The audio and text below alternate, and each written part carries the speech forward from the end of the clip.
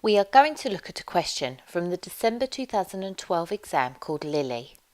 This question is for 30 marks and covers the following syllabus areas: control deficiencies and recommendations, inventory control system, specifically the inventory count, audit procedures and gathering evidence, and computer-assisted audit techniques. Please note you have 1.8 minutes for every mark in the exam, and for a 30-mark question, no more than 54 minutes should be spent. To successfully complete this question, you will need to plan your answer, taking care with the time allocated to each part of the question, use the scenario where needed, and have clear and efficient communication. It may be worth pausing the video at this point and printing off the exam question. That way you can follow the scenario as we talk through it. As with any question containing a scenario, it is important to plan the answer and the use of the information that has been provided. Reading the requirements before the scenario is important so you can identify what is needed in the scenario faster. This is crucial given the time you have in the exam. Let's now break down the requirements. Part A asks for the inventory count arrangements of Lily Glass to identify and explain 6 deficiencies and provide a recommendation to address each deficiency. This is for 12 marks and states that the marks will be split equally between each part. Therefore, 6 marks for each part and no more than 22 minutes should be spent on the whole part of this question.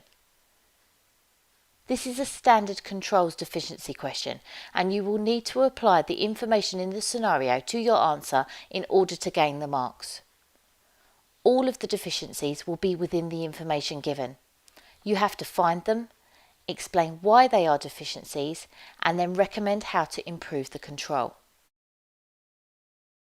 Part B asks to describe the procedures to be undertaken by the auditor during the inventory count of Lily windows in order to gain sufficient appropriate audit evidence. You will also need to apply the situation in the scenario to the question. While there are plenty of general audit procedures for gathering evidence, during an inventory count there will be elements of the count in the scenario the auditor would need to clarify. Make sure your audit procedures make sense to Lily windows. This question is for 6 marks and is looking for 6 audit procedures that would be carried out by the auditor during the count. No more than 10 minutes should be spent on this part. Part C states for the audit of the inventory cycle and year-end inventory balance of Lily to describe 4 audit procedures that should be carried out using computer-assisted audit techniques, to explain the potential advantages of using CATs, and to explain the potential disadvantages of using CATs. This is a 12-mark question, and it states that the marks will be split equally between each part. Therefore, 4 marks for each piece and no more than 22 minutes spent on the total of Part C. This part of the question still relates to the client within the scenario. However, it requires little application and more knowledge of the capabilities of computer-assisted audit techniques. To pass this part, sound knowledge of CATs is required. Now, let's begin structuring the answers. Part A. We have 2 sub-requirements. One is to identify and explain 6 deficiencies. The other is to provide a recommendation to address the deficiency. Half a mark is allocated for copying the deficiency found within the scenario. Another half a mark is then allocated if you can then explain why it is a deficiency to Lily Windows inventory system. You would get awarded 1 whole mark for a suitable, well-explained recommendation to deal with the deficiency in the system. These sub-requirements relate to one another, and therefore it is perfectly acceptable to answer Part A in a column format, so you answer Part 1 and 2 side by side. Remember to head up the columns with the title and reference to the question number to make it clear for the marker. The deficiencies can be found within the scenario. As you read through the scenario, make notes, underline or highlight parts of the text that relate to deficiencies. This way you are already planning and structuring your answer, which will help with time management. The key is to find as many deficiencies as possible and then select the 6 you feel you can answer the best. There are usually more than what is needed within the scenario, so be careful to stick to the requirement, marking allocation, and keep an eye on the time. If at this point you are struggling to identify many deficiencies, it may indicate a lack of preparation in this area. It may be worth going back to your study notes and reviewing internal control systems and deficiencies again before continuing with this video. The 6 that I have selected for this video are: the warehouse manager is supervising the count, the count team do not flag areas once counted, inventory not on sheets is recorded onto separate blank sheets, damaged goods are recorded on sheets but not marked, there are continuous movements of inventory during the count, and the warehouse manager is going to measure the raw material quantities. As these have been identified from the scenario, the next step is to explain why they are a deficiency and recommend a suitable alternative control. The warehouse manager is supervising the count. While he is familiar with the inventory, he is also well placed to cover up any potential fraud being carried out by himself or other warehouse team members. His lack of independence could result in inaccurate inventory figures and misstatements within the financial statements. The recommendation would be to ensure that there is a more independent supervisor for the inventory count. This could be the internal audit manager, for example, who is well placed to take on this responsibility. We can see from this approach that on one side we have identified and explained the deficiency in the control. The other side of the page is then to explain the recommendation. The same approach will be taken for the remaining 5 deficiencies. They have an organised systematic approach to counting and so do not feel it necessary to mark or flag areas once counted. Even if the approach to counting is organised, humans make mistakes. There is still a risk that areas may be missed when counted or counted twice in error. Without marking areas, this would not be identified and corrected. The recommendation would be to flag areas once counted so it is clear which areas are still to complete. They have been given sequentially numbered sheets to count from, which is great. However, for items not on those sheets, they are recorded on blank sheets that are not numbered. The problem with this is that there is no way of being sure inventory recorded and collected in at the end of the count is complete. Sheets may go missing and there is no way of knowing the information is complete. It should therefore be recommended that all sheets, including those for inventory not yet recorded, are sequentially numbered and the sequence checked when all the sheets are returned to the supervisor. Damaged goods identified is too heavy to move, and so they just make a note of the damage on the count sheets. If left unmarked, these inventory items may be sold with damage, affecting customer goodwill. The write-down of the valuation may also be missed or incorrect, causing misstatements in the inventory balance. The recommendation is all damaged goods identified should be flagged and even moved so no further sales can be made. An assessment of the damage should then be made by the finance team and should then be made so that any write-downs are accounted for. As there is continuous production at Lilly, there will be movements in inventory during the count. It will be difficult for the count team to manage this, and there is a risk that inventory may be missed or items counted when they have been dispatched, causing misstatements in the inventory balance. The recommendation could be to stop production, but this seems unlikely given how they operate. However, organisation of what would be needed for the count day could help. For example, estimating the materials needed for the day and keeping those separate. Also, any items completed that day can be stored together and included in the figures at the end of the day. By separating these items, it would reduce the risk of mistakes being made. Finally, to measure raw material quantities, the plan is to get the warehouse manager to perform this, despite there being an expert used historically. It is unlikely they are experienced enough to perform this task, and it increases the risk in misstatements being present due to miscalculations. It should therefore be recommended that they appoint a specialist to come in and complete this task, consistent with previous years.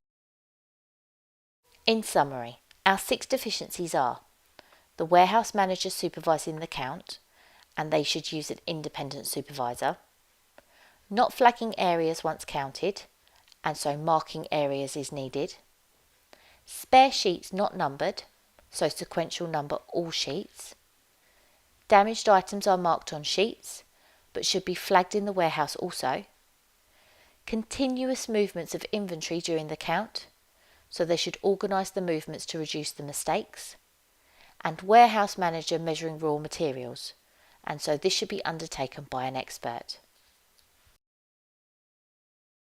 For Part B, you are required to describe audit procedures to be undertaken by the auditor during the inventory count of Lily to obtain sufficient appropriate evidence. This requirement is very specific to what an auditor can do during the count. Therefore, if it is not practical to complete on the day of the count, you will not get the marks. Any procedure also needs to be able to obtain sufficient appropriate evidence. Remember, for it to be sufficient, it needs to be enough evidence for the auditor to be confident to form an opinion. For it to be appropriate evidence, it needs to be relevant and reliable. This means it must achieve the objectives of the auditor, and the evidence must be from a reliable source, so it can be trusted. This also gives confidence when forming an opinion on the financial statements. Remember also, for each audit procedure, it requires a suitable method to obtain the evidence, such as analytical procedures, inquiry, inspection, observation, recalculation, confirmation, and reperformance. Also note, it has asked for audit procedures, not control audit procedures or substantive audit procedures. Therefore, with a general requirement like this, you will gain marks for both control and substantive tests that can be performed on the day. For this 6-mark question, we will need to think of and describe 6 audit procedures that the auditor would carry out during the count. One of the biggest reasons the auditors would be there would be to ensure the controls over the inventory count are effective. Therefore, observing the inventory count teams to identify if they are following instructions would be an important procedure. This would ensure that the inventory count controls are reviewed for deficiencies. As Lily has continuous movements of inventory, the auditors should also ensure they observe the process of managing these movements to identify if misstatements are likely due to miscounting items. The auditors could also discuss with the client, and in particular the warehouse manager, the methods used to measure the raw materials. As they are not using an expert, the auditor should see if the methods described look reasonable. This may identify potential misstatements in valuing raw materials and would help confirm accuracy of inventory. For damaged items recorded during the count, the auditors should select a sample of items marked on the count sheets and inspect the inventory items. They should see if the damage has been recorded correctly. This would confirm accuracy of the inventory valuation. During every inventory count, the auditors should test count a sample of areas already counted by the count team. They should test in both directions, so select a sample and test from the warehouse to the count sheets, and then from the count sheets to the warehouse. This confirms completeness and accuracy of inventory. As a final audit procedure, an important one. The auditor must always take a copy of the count sheets with them when they leave the count. This ensures any amendments made after the count can be identified by the auditor and helps verify accuracy. It will also help the auditor later in the audit process perform cut-off procedures to ensure transactions are in the correct accounting period. In summary, 6 audit procedures are: observe the count teams, observe movements in inventory during the count, discuss measurement of raw materials, inspect a sample of damaged items from sheets, recount a sample of inventory items, and take a copy of count sheets at the end of the count. General audit procedures from your studies would have given you a few of the marks, but applying the scenario was needed to gain enough ideas for Part B. Part C has 3 sub-requirements. Part 1 asks to describe 4 audit procedures that could be carried out on the inventory cycle and balance using computer-assisted audit techniques for Lilly. Part 2 and 3 are not directly connected to Part 1 as they ask for general advantages and disadvantages of using CATs. For Part 1, we need to have an awareness of how auditors can use CATs as part of their audit work. There are 2 methods of CATs that can be used by the auditor. One is using test data, which is assessing the computer controls within the client's computerized systems. This is typically done by entering dummy data onto the client's systems to see if the controls react appropriately. The second is using audit software to perform substantive tests on the client's transactions and balances. The auditors can import the client's transactions and balances onto their software, which is then programmed to perform substantive audit procedures. As we are reviewing Lilly's inventory cycle and balance, it is more likely audit software would assist than test data for this balance. There are 4 key procedures that audit software generally perform. In practice, there are lots of variations of audit software as many audit firms have produced their own versions to work with their own clients. We therefore need just a general understanding of what is expected of the software.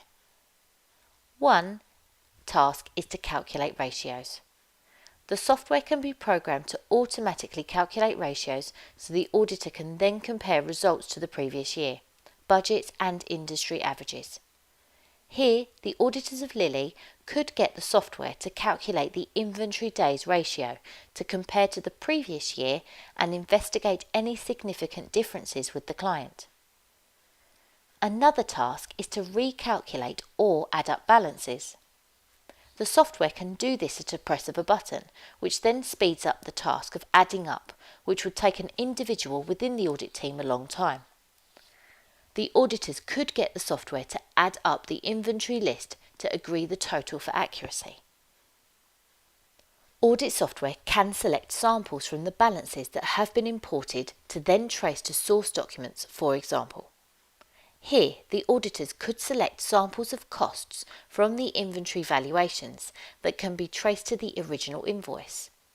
It could also select the net realisable values, which can then also be compared to selling prices and costs to identify if valuation of inventory looks reasonable. Finally, another task is to identify or flag up unusual balances or transactions. For the inventory balance, a concern would be if valuation is not overstated. The software could produce an aged inventory list to highlight old or slow-moving items.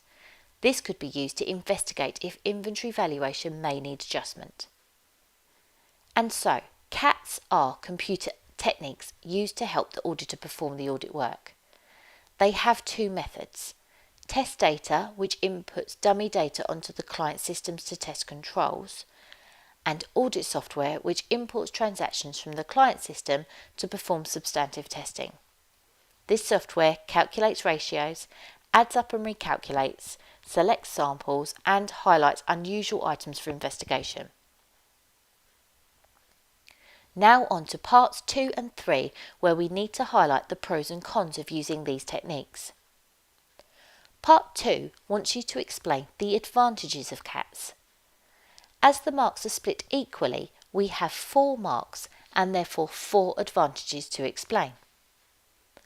If CATs are used over a long period of time, for example, audit software written to use on the client system over a number of years, then it can be cost effective.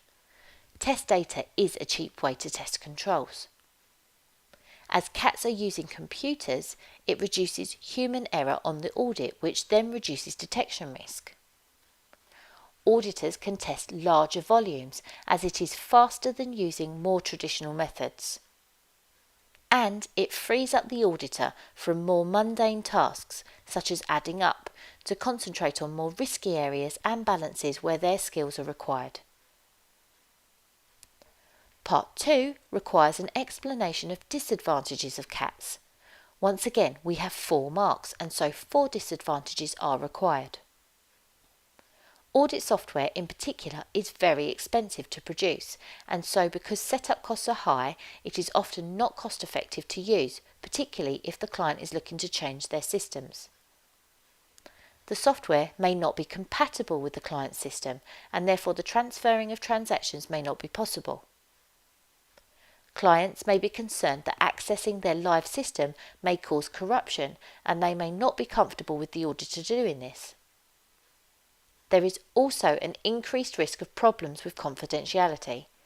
As the audit software would hold all transactions and balances, there may be concern from the client that this information could be leaked from the system and used inappropriately. For both 2 and 3, a clear explanation of each advantage and disadvantage is needed. Leave space between each point and label up your answer clearly. Please remember, to be successful in this type of question, we need to plan the approach and ensure we have identified how long is needed for each part of the question. Use headings to introduce your answers and space out your points so it is clear for the marker where the marks can be allocated. Finally, if there is a scenario, use it. The information was given to you for a reason, and at F8 they are trying to see if you can apply the knowledge to a given scenario and not just be able to remember the facts. I do hope you found this video useful. Thank you and good luck.